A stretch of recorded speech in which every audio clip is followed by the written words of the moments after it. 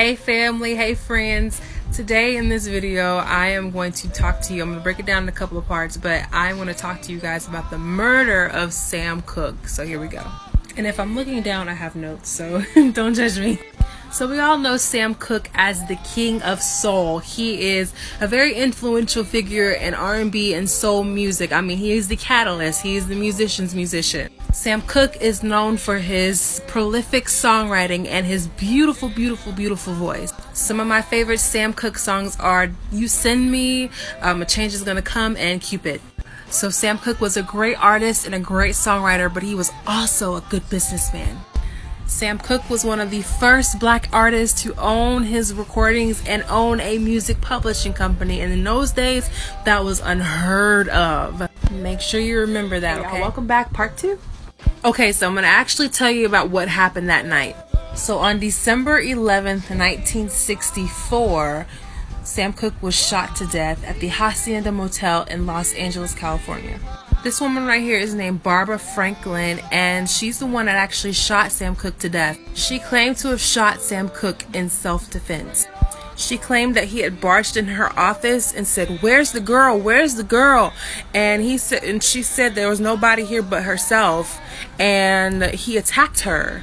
And they both got on the floor, and she ended up getting up somehow and retrieving a gun, and she shot him in the torso.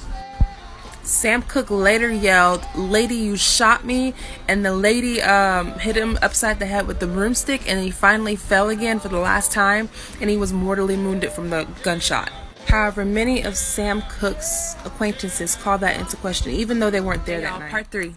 So I made a mistake on my last video. Her name is not Barbara Franklin, it's actually Bertha Franklin, but the hotel's owner, Evelyn Carr, she said that she was on the phone with Bertha during that incident, and she said that Sam Cooke was being intrusive and he was being aggressive, and she thought that a shooting had in fact occurred. So a coroner's inquest was convened to investigate the incident. The woman who accompanied Sam Cooke to the hotel that evening was a woman named Alyssa Boyer.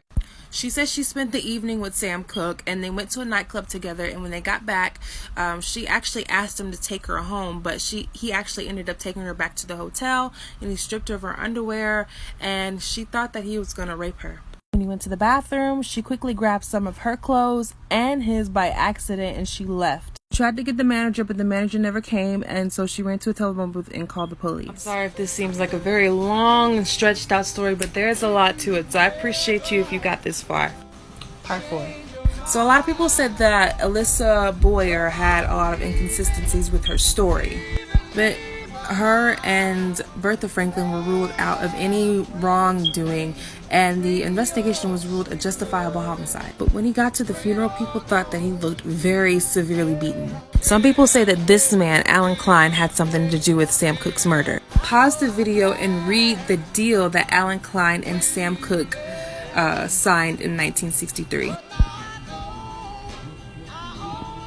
So Alan Klein owned Tracy, which in turn owned all the rights to Sam Cooke's recordings. Conspiracy theory? I don't know.